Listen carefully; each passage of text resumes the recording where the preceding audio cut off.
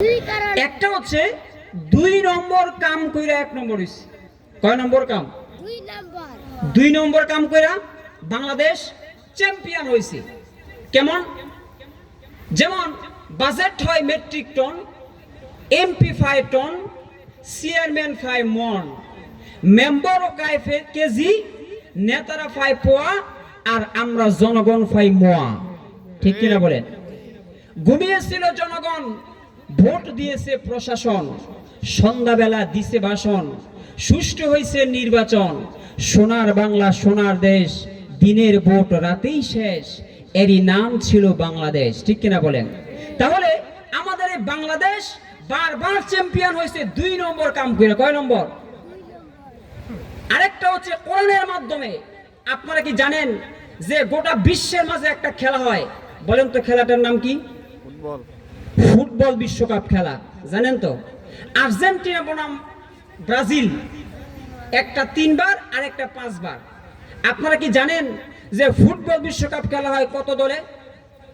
কত দলে? 32 দলে। ফুটবল বিশ্বকাপ খেলা হয় 32 দলে। আর ক্রিকেট বিশ্বকাপ খেলা হয় 10 দলে। কত দলে? 10 দলে। এই 32 দল ফুটবল বিশ্বকাপ খেলার আগে একটা বাছাই পর্ব হয়। এই বাছাই পর্বের আগে আরেকটা প্রাক বাছাই পর্ব হয়।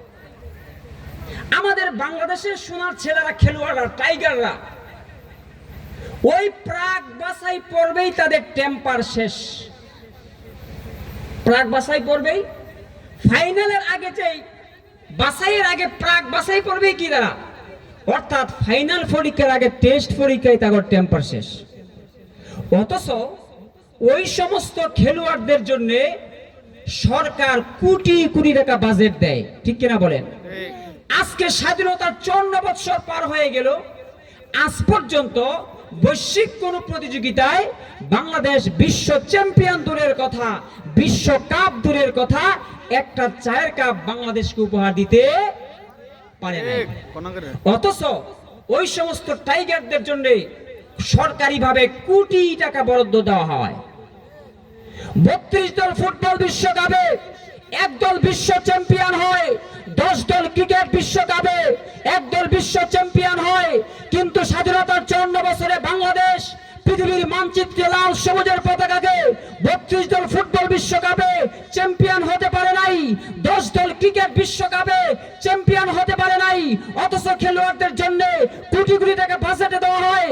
কিন্তু আমাদের এই মাদ্রাসার হিফজ বিভাগের ছোট্ট ছোট্ট নাবালেগ বাচ্চারা, যাদের জন্য সরকারের 1 পয়সা বরাদ্দ নাই, তারা পৃথিবীর 32 দেশ নয়, 10 দেশ নয়, 103 দেশকে পেছনে ফেলে, 113 দেশকে পেছনে ফেলে কোরআন প্রতিযোগিতায় বাংলাদেশ বিশ্ব চ্যাম্পিয়ন হয়ে পৃথিবীর মানচিত্রে লাল সবুজের পতাকা উড্ডীন করেছে। এই কোরআনে কারীম শুধু একবার নয়, দুবার নয়, বহুবার গোটা বিশ্বের মাঝে, এই পৃথিবীর মধ্যে কোরআনে কারীম বিশ্ব চ্যাম্পিয়ন হয়েছে। তোমার এই খেলোয়াড়, তোমার এই আর্জেন্টিনা, তোমার এই ব্রাজিল বাংলাদেশকে, বাংলাদেশের খেলোয়াড়রা ডেঙ্গের ছাতা উপহার দিতে। আজকে আমাদের সুশীল সমাজেরা কয়, হুজুর আমি মেসির ভক্ত, আমি নেইমারের ভক্ত। আরে ভাই, তুমি তো মুসলমান, আর তোমার মেসি নেইমার হলো খ্রিস্টান। কথা ঠিক কিনা বলেন? মেসির ভক্ত, নেইমারের ভক্ত, আসলে তোমার শরীরে মির্জাফরের রক্ত। ইহুদিদের খেলা নিয়ে করো নাচানাচি, আজরাইলের সামনে পড়লে নাই রে বাসাবাসি।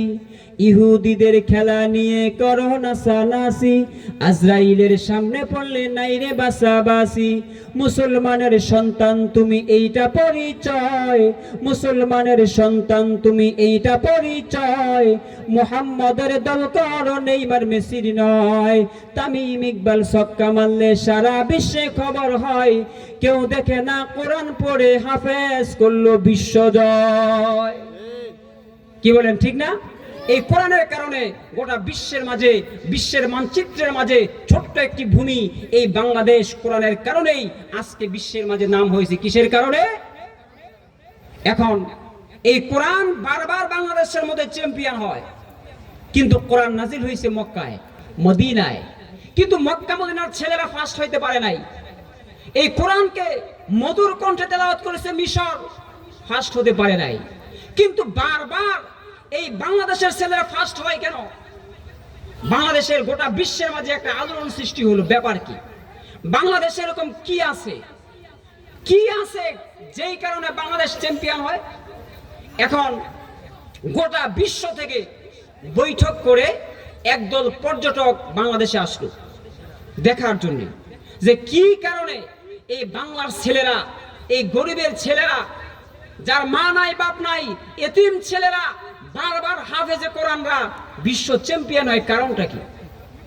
এই পর্যটক তারা আসলো ঢাকা বিশ্ববিদ্যালয়ে। তারা বিশ্ববিদ্যালয়ের গেটের সামনে দাঁড়ায়, দেখে এই বিশ্ববিদ্যালয়ের গেট খোলে সকাল 10টায়। কয়টায়? আবার কেনা নিয়ে দারুয়ানে আবার 4টা বাজে বন্ধ করে। শুরু হয় কয়টায়? সকাল। আপনারা কি আমার সাথে রাগ নাকি?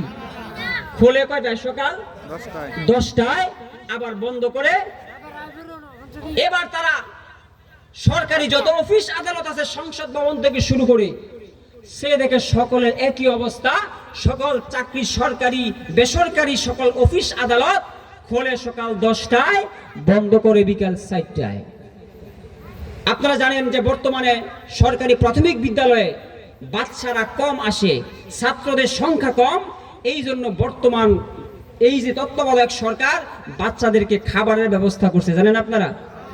প্রত্যেক দিন বাচ্চাদেরকে ডিম দেয়, রুটি দেয়, দুধ দেয়, বিস্কুট দেয় ইত্যাদি দিয়ে ছাত্র সংখ্যা বাড়ায়।